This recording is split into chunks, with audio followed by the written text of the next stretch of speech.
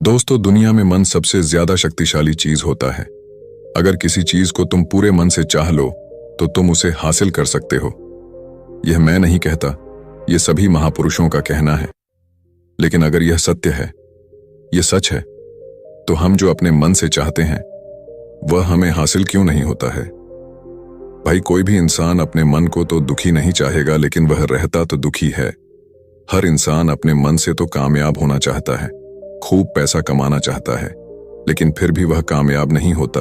भला ऐसा दुनिया में कौन इंसान होगा जो अपने मन में यह चाहेगा कि मैं ना कामयाब रहूं या मैं पैसा ना कमाऊं? सोचने की बात है। तो इसमें दो चीज निकलकर सामने आती है। या तो वह महापुरुष गलत थे जिन्होंने ये बात बोली कि मन से चाहे हुई चीज हासिल हो जाती है, या फिर हम गलत हैं। आज की कहानी में मैं जो कहानी बताने वाला हूं उसमें आपको एक ऐसा मंत्र मिलेगा। उसे समझने के बाद आपको एक ऐसा मंत्र का पता चलेगा जिससे आप यह समझ पाएंगे कि अपने मन से कोई भी चीज कैसे करवा जाती है, मन में किसी भी बात का बीज कैसे बोया जाता है। यह इस कहानी से आपको अच्छी तरह से समझ में आ जाएगा, और इससे आप यह भी समझ पाएंगे कि आकर्षण का नियम, लॉ ऑफ अट्रैक्शन, कैसे काम करता है। कहानी छोटी सी है लेकिन बहुत ही गहरी है। इस कहानी को पूरा लास्ट तक सुना तो ही आप अच्छे से इस कहानी का पूरा लाभ ले पाएंगे। तो चलिए कहानी शुरू करता हूं और समझते हैं कि मन का मंत्र, मन को कंट्रोल कैसे करें। एक बार की बात है, एक आदमी के जीवन में सिर्फ दुख ही दुख थे। वह जो भी काम करता उस बेचारे का वह काम पूरा ही नहीं होता। घर में आता तो घर में क्लेश बना रहता, किसी से कोई मदद मांगता तो कोई उसकी मदद नहीं करता। ऐसा लगता था कि चारों तरफ से उसके ऊपर दुख का पहाड़ टूट पड़ा है। उसे समझ नहीं आ रहा था कि मैं इन दुखों से कैसे छुटकारा पाऊं। वह दिन रात यही सोचता रहता था कि अपने दुखों से छुटकारा कैसे पाना है। इसी कारण से वह रात में सो भी नहीं पाता था। उसकी आंखों के नीचे बड़े बड़े काले घेरे बन गए थे, जो इस बात का प्रतीक थे कि वह आदमी कितना दुखी है और कितना चिंतित है। कभी कभी तो उसके मन में आत्महत्या करने के भी ख्याल आते थे, लेकिन अपने परिवार की चिंता करके वह यह कदम नहीं उठा पाता। वह इतना दुखी हो गया है कि उसने निर्णय किया कि वह इन दुखों से छुटकारा पाकर ही रहेगा। इसके लिए चाहे उसे कितनी ही मेहनत करनी पड़े, कुछ भी करना पड़े, चाहे अंगारों पर चलना पड़े, लेकिन इन दुखों से छुटकारा हासिल करके रहेगा। ऐसे ही एक दिन उसने अपने मित्र से पूछा कि मैं अपने जीवन को कैसे सुधारे। उसके मित्र ने उसे बताया कि तुम किसी बाबा के पास जाओ। बाबाओं के पास ऐसा मंत्र होता है जिससे सारे दुख मिट जाते हैं, जीवन खुशियों से भर जाता है और धन संपत्ति भी हासिल होती है। तुम किसी ऐसे बाबा को ढूंढ लो, बस तुम्हारा काम बन जाएगा। उस आदमी के मन में यह बात पूरी तरह से पक्की बैठ गई कि कोई बाबा ही मेरा दुख दूर कर सकता है, और इसीलिए उसे किसी भी बाबा के बारे में पता चलता तो वह उस बाबा के पास पहुंच जाता, उस बाबा को अपनी समस्या बताता और उससे उसका समाधान पूछता और कहता कि बाबा, मैं कुछ भी करने के लिए तैयार हूं, लेकिन मेरी इन समस्याओं से मुझे छुटकारा दिला दीजिए। आप जो कहेंगे मैं वह करूंगा, लेकिन मेरे जीवन को सुधार दीजिए। बाबा उसे कुछ टोने टोटके बताते थे करने के लिए, और बदले में दान दक्षिणा ले लेते थे कि यह टोना टोटका करने के बाद तुम्हारे घर में सुख शांति बनी रहेगी। बस इस टोटके को पूरी विधि के साथ करना। वह आदमी घर लौटकर पूरी विधि के साथ टोने टोटके करने लगा, लेकिन बहुत टोने टोटके करने के बाद भी उसके जीवन में कुछ बदलाव नहीं आया। इसके विपरीत उसका जीवन और ज्यादा दुखी हो गया। जो भी बाबा उसे से टोना टोटका देता था, वह बदले में उससे दान दक्षिणा लेता था, जिससे उसका धन भी धीरे धीरे खत्म हो रहा था। इससे उसके जीवन में दुख और ज्यादा बढ़ गया। तब उसे लगा कि बाबाओं के पास जाने से तो मेरे जीवन में दुख कम होने की वजह बढ़ते ही जा रहे हैं, तो मुझे क्या करना चाहिए? बाबाओं के पास जाऊं या ना जाऊं? फिर एक दिन एक आदमी ने उसे बताया कि तुम अपने घर में किसी पंडित को बुलाकर हवन करवा लो। हवन होगा, घर शुद्ध हो जाएगा। कोई भी बुरी ऊर्जा होगी घर में तो वह घर से बाहर चली जाएगी। किसी पंडित को बुलाकर पूरे विधि विधान से मंत्र उच्चारण कराओ, हवन कराओ, जिससे घर में सुख शांति आए। उस आदमी के मन में यह बात बैठ गई और उसने एक पंडित को अपने घर पर बुलाकर हवन करवा दिया। हवन अच्छी तरह से संपन्न हुआ। बदले में पंडित ने भी अच्छी दान दक्षिणा ली और उसके बाद वह वहां से विदा हो गया। लेकिन कुछ दिनों के बाद उस आदमी को महसूस हुआ कि उसके जीवन में अभी भी कोई बदलाव नहीं आया है। अब वह आदमी पूरी तरह से दुखी हो गया और ज्यादा परेशान हो गया। अब तो उसे लगने लगा था कि मेरे जीवन में से दुख कभी खत्म ही नहीं होंगे, और यही सोच सोच कर उस आदमी का बुरा हाल हो गया था। फिर एक दिन उसे अपने मित्र से एक ऐसे बाबा के बारे में पता चला जो समाधान बताने के लिए कोई दान दक्षिणा नहीं लेता था। उस आदमी को लगा कि यह बाबा दूसरे बाबाओं की तरह नहीं हो सकता, क्योंकि यह तो दान दक्षिणा लेता ही नहीं, और अगर दान दक्षिणा नहीं लेता तो यह सच में कोई सिद्ध बाबा होगा। और यही सोचकर वह उस बाबा के पास पहुंच जाता है। जब वह आदमी वहां पर पहुंचता है तो वह बाबा ध्यान में बैठे हुए थे। यह देखकर वह आदमी वहीं पर चुपचाप बैठकर ध्यान से बाहर आने का उनका इंतजार करने लगा। थोड़ी देर बाद बाबा ने आंखें खोली तो सामने एक दुखी और परेशान युवक को बैठे देखा। उसकी आंखों के नीचे काले घेरे देखकर ही समझ गया कि यह आदमी अपने जीवन से कितना परेशान है। उसे संबोधित करते हुए बाबा ने पूछा कि बच्चा, क्या चाहते हो? बाबा के पास क्या लेने आए हो? उस आदमी ने कहा कि बाबा, मैं अपने जीवन से बहुत परेशान हूं। मैंने इन दुखों को दूर करने के लिए बहुत सारे रास्ते अपनाए, हर वह तरकीब करके देखें जो किसी बाबा ने मुझे बताई, हर वह काम किया जो कोई भी इंसान ने मुझसे करने को कहा, लेकिन मेरे जीवन में दुखों में कोई कमी नहीं आई। बाबा, इसके विपरीत मेरे जीवन में दुखों में बढ़ोतरी हो गई है। मुझे समझ में नहीं आ रहा है कि मैं क्या करूं। कभी कभी तो मैं आत्महत्या करने की सोचता हूं, लेकिन मैं अपने परिवार की सोचकर मैं यह कदम नहीं उठाता हूं। मैंने आपके बारे में बहुत सुना है बाबा, और मैं बहुत उम्मीद के साथ आपके पास आया हूं। कृपया करके मुझे कोई ऐसा मार्ग बताएं जिससे मुझे अपने दुखों से छुटकारा मिल जाए। मैं अपने दुखों से छुटकारा पाने के लिए कुछ भी करने को तैयार हूं। आप मुझे कोई भी रास्ता बताएं, चाहे वह रास्ता कितना ही कठिन क्यों ना हो, मैं उसको पार करके रहूंगा। बाबा ने महसूस किया कि आदमी तो सच में बहुत परेशान है। बाबा ने उसकी बात सुनकर कहा कि बच्चा, दुखों को दूर करने के लिए मंत्र ऐसे ही नहीं मिलते हैं। मंत्र पाने के लिए कुछ करना पड़ता है। तुम कुछ कर सकते हो। यह सुनकर पहले तो उस आदमी ने सोचा कि यह बाबा भी मुझसे दान दक्षिणा मांगेंगे, लेकिन और कोई रास्ता ना पाकर उस आदमी ने कहा, बाबा, आपको जितना भी दान दक्षिणा चाहिए मैं देने के लिए तैयार हूं, लेकिन आपका मंत्र सच्चा होना चाहिए, वह पूरा होना चाहिए, उसका फल मुझे मिलना चाहिए। उसके बाद मैं आपको जो भी दान दक्षिणा लेना चाहते हो मैं आपको दे दूंगा। बाबा ने कहा, दान दक्षिणा तो बहुत छोटी चीज है, मुझे वह नहीं चाहिए।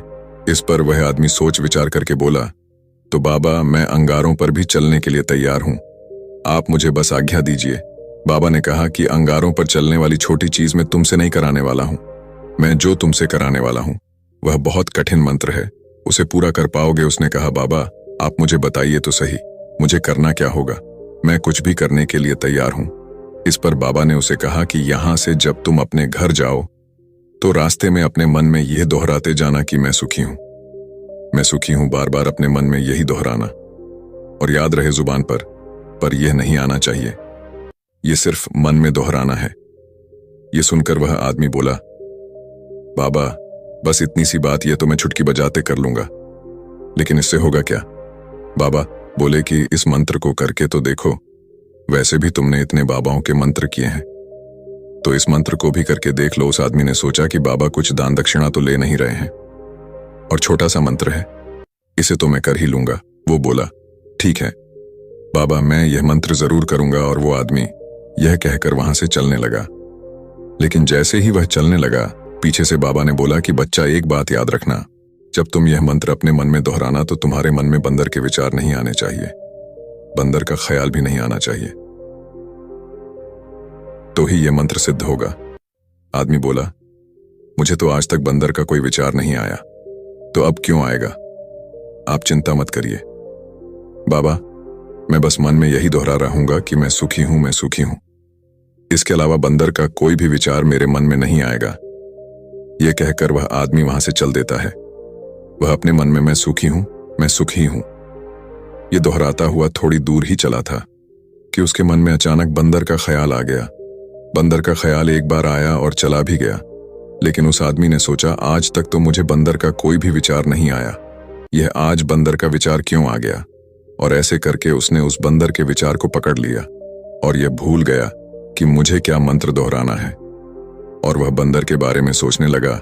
जब थोड़ी देर बाद फिर से उसे होश आया तो वह फिर से अपना वही मंत्र दोहराने लगा जो बाबा ने उसे बताया था, मैं सुखी हूं, मैं सुखी हूं। लेकिन अचानक से उसे एक बंदर दिखाई दिया और यह देखकर फिर से उसके मन में बंदर का विचार उठ गया। और यह देखकर वह इस विचार को बाहर फेंकना चाहता था और वह चाहता था कि मेरे अंदर किसी तरह से बंदर का विचार ना आए, लेकिन उसे तो बंदर ही दिखाई दिया। ऐसे ही जद्दोजहद करते करते घर पर पहुंचा और घर पर पहुंचने के बाद अपनी पत्नी को कहा कि हे बंदरिया, मुझे खाने में बंदर परोस दो।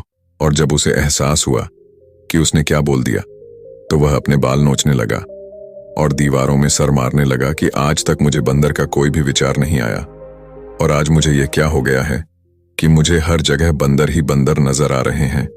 ये कैसी माया है। यही सोच सोचकर वह आदमी रात भर सो नहीं पाया। रात भर करवटें बदलते रहा और सुबह उठकर सीधे उसी बाबा के पास पहुंच गया और उसके चरणों में गिरकर कहा कि बाबा, पता नहीं क्या चमत्कार हो रहा है। आज तक मुझे बंदर का कोई विचार नहीं आया, लेकिन कल से जब से आपने मुझसे कहा कि बंदर का विचार नहीं आना चाहिए, तब से मुझे हर जगह बंदर ही बंदर नजर आ रहे हैं।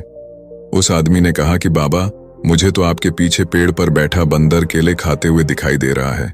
ये हो क्या रहा है। बाबा ये सुनकर बाबा हंसने लगे। हाँ हाँ हाँ हाँ बच्चा, मन का जाल एक ऐसा जाल है जिसे समझ पाना इतना आसान नहीं है। बंदर तो तुम्हारे रास्ते में पहले भी आते थे।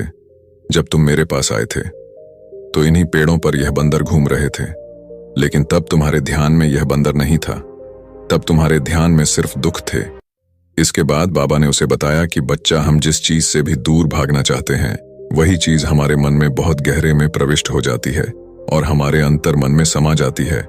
असल में हम जिस चीज से छुटकारा पाना चाहते हैं उससे छुटकारा इसीलिए पाना चाहते हैं कि वह हमारे साथ बहुत गहरे से जुड़ी हुई है और हम जितना ही उससे छुटकारा पाना चाहते हैं वह उतनी ही गहरी हमारे मन में बैठती चली जाती है और आखिरकार हमारे अंतर मन में छा जाती है। ऊपर से तो हम चाहते हैं सुखी होना कि मैं सुखी हूं, सुखी हूं। हमारे होंठ भी यही बोलते रहते हैं, लेकिन हमारे मन में दुख समाये होते हैं। हमारे विचारों में, हमारे मन में दुख ही दुख दिखाई देते हैं। इसीलिए अपनी जुबान से बार बार यह बोलने से कि मैं सुखी हूं, मैं सुखी हूं, हम सुखी नहीं होंगे जब तक यह मंत्र हमारे अंतर मन में प्रविष्ट नहीं होगा। इस पर उस आदमी ने पूछा कि बाबा, लेकिन यह मंत्र हमारे अंतर मन में प्रविष्ट कैसे होगा। यह सुनकर बाबा ने कहा कि बच्चा, अपने दुखों से लड़ना बंद कर दो। जब तक तुम अपने दुखों को दूर करने की सोचते रहोगे तब तक वह दुख तुमसे चिपके रहेंगे, तब तक वह दुख तुम्हारे अंतर मन पर अपना राज बनाए बैठे रहेंगे। और जिस दिन तुम उन दुखों के बारे में सोचना ही छोड़ दोगे, उन दुखों से छुटकारा ही नहीं पाना चाहोगे, उसी दिन से तुम्हारे जिंदगी से दुख गायब हो जाएंगे। क्योंकि किसी भी चीज से छुटकारा पाने के लिए हमें उस चीज के बारे में सोचना पड़ता है और हम जितना ही उस चीज के बारे में सोचते हैं वह उतनी ही हमारे मन में प्रविष्ट होती चली जाती है। हम अधिकतर समय दुखों के बारे में ही सोचते हैं। हम यही सोचते हैं कि हमारे जीवन में दुख है और हमें इससे छुटकारा पाना है। इसी वजह से बार बार सोचने से वह दुख हमारे अंतर मन में प्रविष्ट हो जाते हैं और हमें एहसास भी नहीं होता। इसीलिए अगर तुम दुखों से छुटकारा पाना चाहते हो तो दुखों से छुटकारा पाने के बारे में सोचना छोड़ दो, तुम्हें दुखों से छुटकारा मिल जाएगा।